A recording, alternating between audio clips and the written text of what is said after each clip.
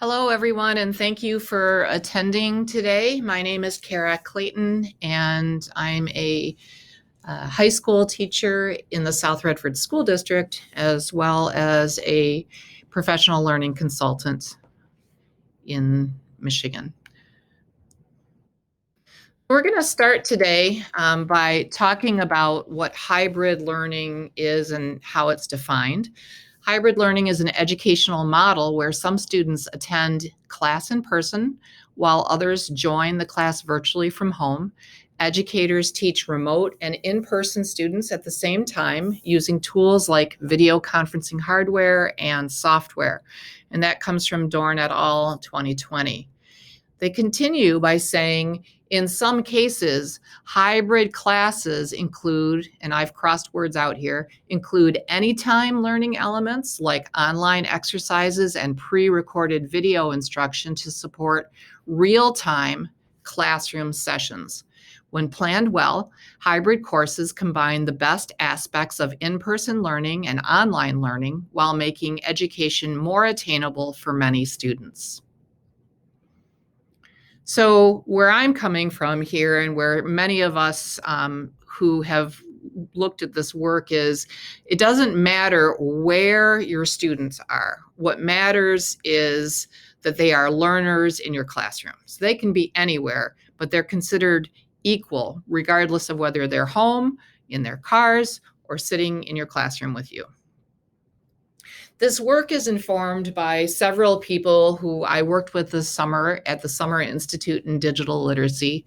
Our conference was supposed to be in person in Chicago, and then the pandemic hit, and we were left trying to figure out the best way to meet the needs of our many participants. And so we decided to go online with our conference. We had people working together from around the world, definitely across the country. And I think we had 4 or 5 additional countries represented as part of our participant group.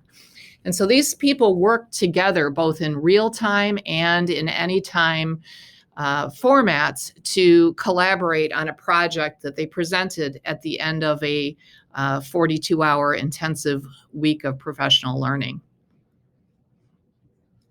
So the framework is really set up in four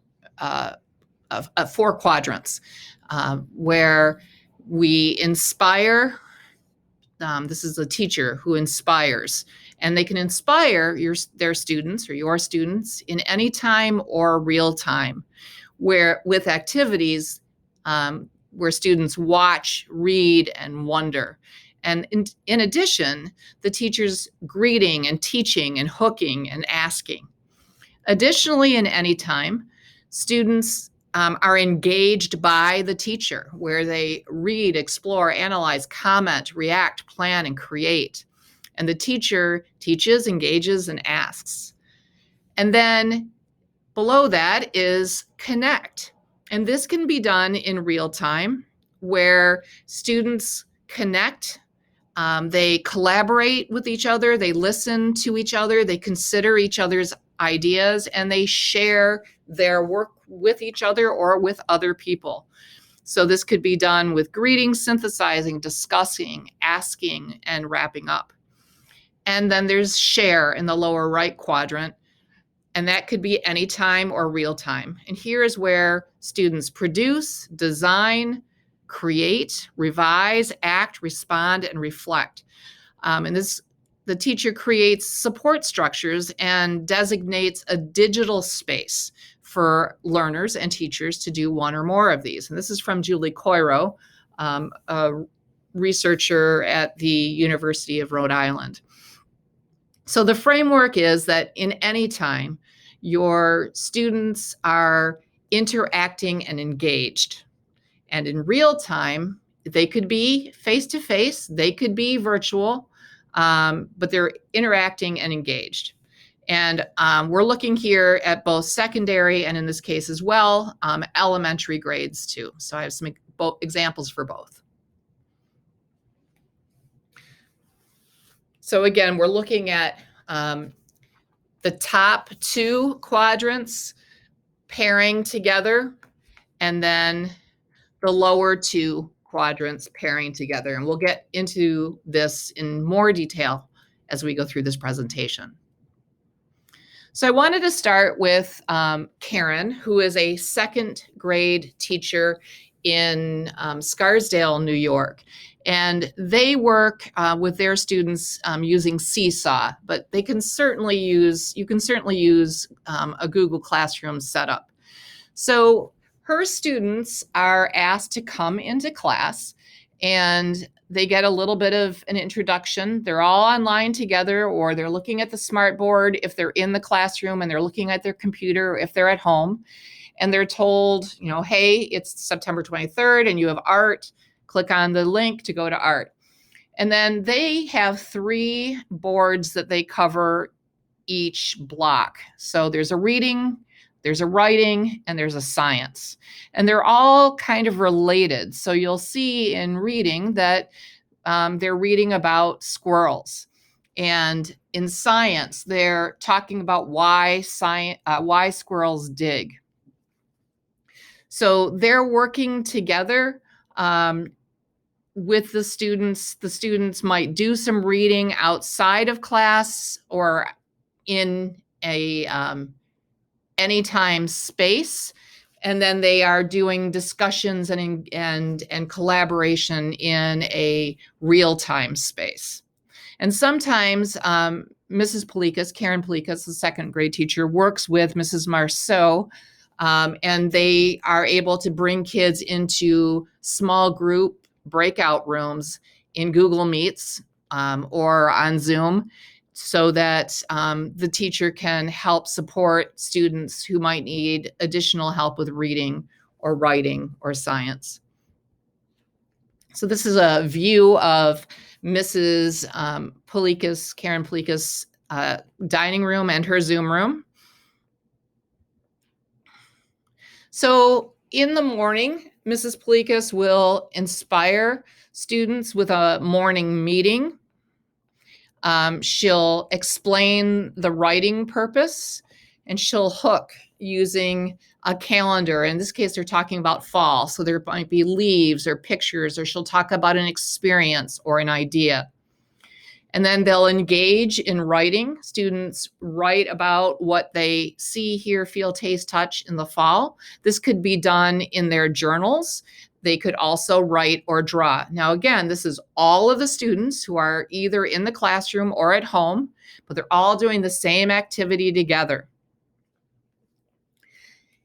And when they're done with this activity, they move on to connect. And here's where they might work in small groups where you have breakout rooms set up, and a kid in breakout room, there might be 4 kids in breakout room 1, as an example. 2 of them are working from home on their computers, and 2 of them are working in the classroom. Everybody has headphones on, and they're working in the breakout room together.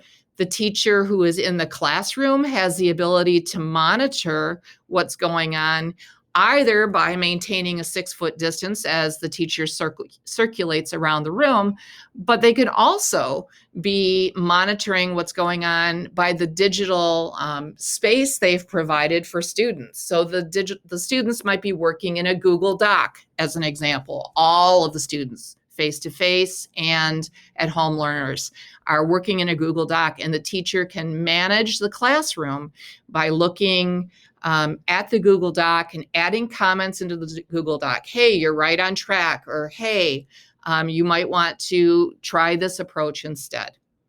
And then sometimes in the anytime space, the students are able to share their work. They could post their work in a Google Classroom space. They could send an email and that type of thing. So, sorry, my cat has decided to join us here with his loud voice. Okay, another activity is reading, and here is inspiring in any time. So there's a chapter recorded on video that the students listen to. Also in any time, the students could mark up the text and bring their markups to the reading group in real time. So that would be the engaging piece. Then they connect in real time where there are some breakout rooms. There's a mini lesson that the teacher works with and the students talk about and plan and design activities and engage in ideas. So they talk about the plan, they design and exchange ideas. Sorry about that. And this is all happening in small breakout rooms. And again, they can share their knowledge. They can record themselves reading a favorite section of the book or the passage, and this helps them practice fluency. They could do word dictionaries and practice vocabulary. They could take photos, etc. So there's lots of things that they can do both in real time and in anytime spaces. So this is a social emotional learning activity for second and third grade. So in the Inspire section, a teacher would greet the students before beginning a video. The teacher would read the book. Our class is a family. You could also have the students watch that video on YouTube. Then you can hook them by inviting the students to think about a pet or someone that is an important part of their own family. And then ask, what makes this pet or person an important part of your family? Then they can engage with the student. The students can engage, the teacher engages the students, and the students can be engaged by having the students go and find a picture of something that represents someone in their family. And sometimes teachers do this so that we don't reveal like specific people for identity protection reasons. So if I was looking for a picture of a grandma, I might Google grandma and find somebody that represents a grandma or a cat. So ask students to define what is a family, what are different components that make up a family. Is our class a family? The kids are in mixed groups. They're all wearing headphones. They're all in Google Meets. And then they connect. So in the groups of 4, so this again, students at home, students in the classroom, they are working on a Google slide and they're writing or adding images that illustrate their own families. And they decide on 1 to 2 points that families have in common or are different. And then the students return to the large group to share that out with the rest of the class. Again, that would happen in real time.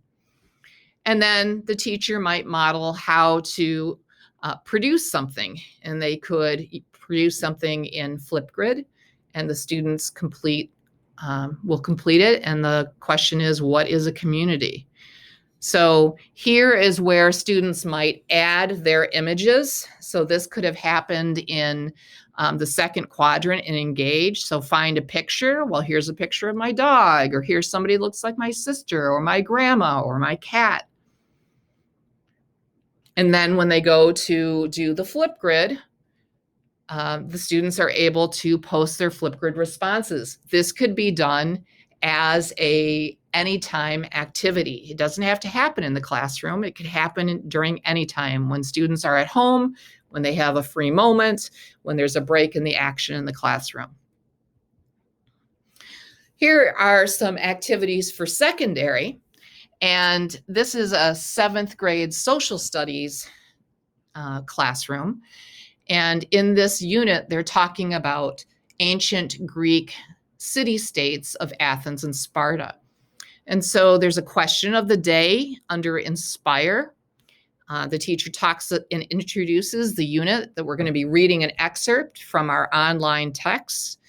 This unit was taught in Rhode Island, and in this particular lesson, the teacher hooked the students by saying, okay, well, let's start by looking at what's unique about Rhode Island and how would you describe it? And now gather your thoughts on a Padlet. And let's talk about what other states are like and how they are unique. And so I'm going to add a slide here. And that might look like this. So here are, here's where the teacher might ask, okay, what do you know about Rhode Island? And the students could respond on the Padlet. What do you know about Texas? And the students could respond on the Padlet. What do you know about California? And what do you know about Minnesota? And then here are some of the responses from the students about these states. What's similar, what's different. And so you can see a variety of different responses there. Rhode Island's small, Texas is big, California is a vacation place, Minnesota has the Timberwolves.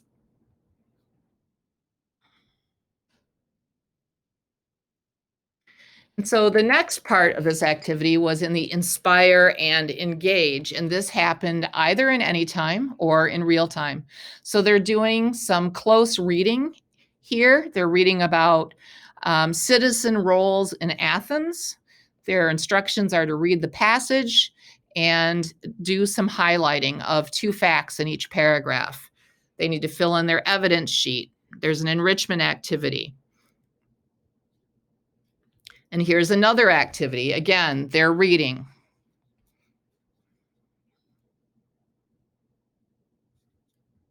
Whoop.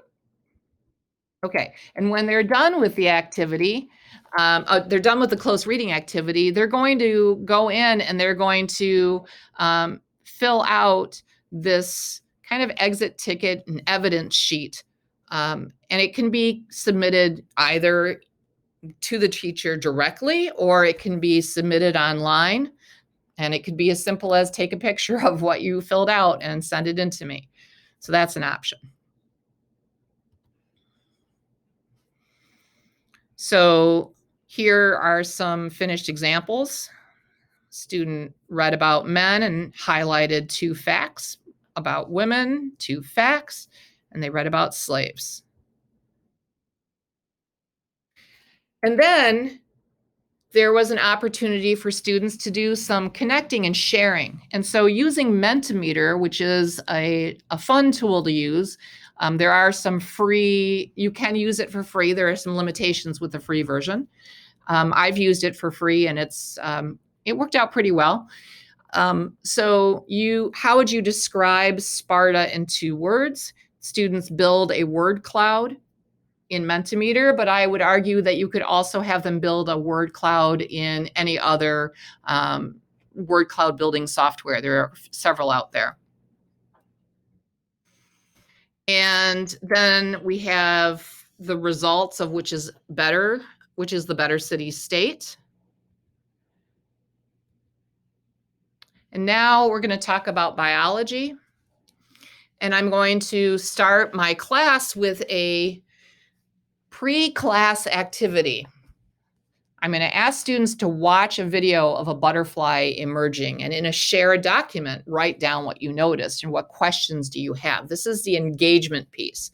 Now, I've heard that there are teachers that are concerned, well, what if my students don't do the work ahead of time, as homework before class starts? You might decide if that is the case, and I know that's the case with many students, they just don't do homework anymore because of a variety of reasons, and also because they're online all the time now that they're here at school or doing pandemic learning. So we might suggest that you allow 10 minutes of any time to take place during your block with your students for students to do this pre-viewing or pre-reading or pre-writing instruction. So students are watching this video either at home for homework or in class, maybe the first 10 minutes of the class. And then there's a real-time discussion. So everybody in the class, whether they're on computers learning from home or in the classroom, engage in a full class discussion about the importance of butterflies as pollinators. And now we look again, we've got these students who are home and these students who are online, and we need to get them to connect because it doesn't matter where the students are, they are all important members of your classroom community. And we don't want to separate students by going, oh, well, you're the online kid, so you only get this experience, while the in-person kids get this experience. So we really want to make sure that learning is equitable for all students, regardless of where they're doing their learning. So we're going to try to connect them by pairing them up. And they're going to go into some Google Slides and that have been shared by the teacher, and they're going to collaborate on, I just made an example of a pollination cycle, and each pair shares one takeaway with the full class. And then finally, we moved forward in this cycle. So what happens, we preview for the next class, what's going to happen next. All right, there's going to be an article that everyone reads. There's 4 articles that people read. We divvy them out into 4 groups, and there's going to be a jigsaw opportunity to share learning with other students in an upcoming class activity. So there's lots of opportunities for working individually, working on your own, sharing learning across different digital spaces. In this jigsaw activity, they'll be reading, but then they'll be sharing their knowledge in a Google Doc for people to take notes on and to learn on their own. This is a assignment of mice and men, and it might start with getting a conversation started. So students read the first 2 chapters and they keep their eyes open for a sentence or short section of the text that really makes them think. And then they do a little bit of writing, and that goes into the document that's kind of listed, shown below. So they're going to write down takeaways from each chapter in the left-hand column and questions or connections that they have in the right-hand column. And as they're taking notes, they're keeping in mind the focus of the next class discussion, which will be the importance of friendship.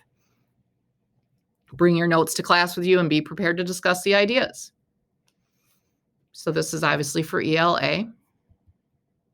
And now we're moving on to Inspire. And when this can also be done in any time, or it can be done in real time. The teacher leads a discussion or lecture, which introduces Of Mice and Men to the students.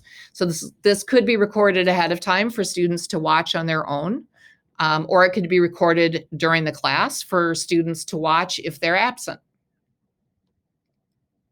And then we have students go into breakout rooms. Again, anybody who is in class is wearing headphones. Anybody who is at home, they're either using headphones or not, depending on their situation there. They go into groups of 4 to 5, and each person has 5 minutes to discuss key takeaways from chapters 1 and 2. And there's a discussion question. There's one discussion question per group over chapters 1 and 2. And then when the groups come back together in real time, they have the opportunity to share and connect their discussion group responses with the other groups of students. Going forward into any time, they're reading chapters 3 and 4 and preparing for the next class. And again, you may decide to give 10 or so minutes of class time or 15 minutes of class time for some of these pre-reading or previewing activities.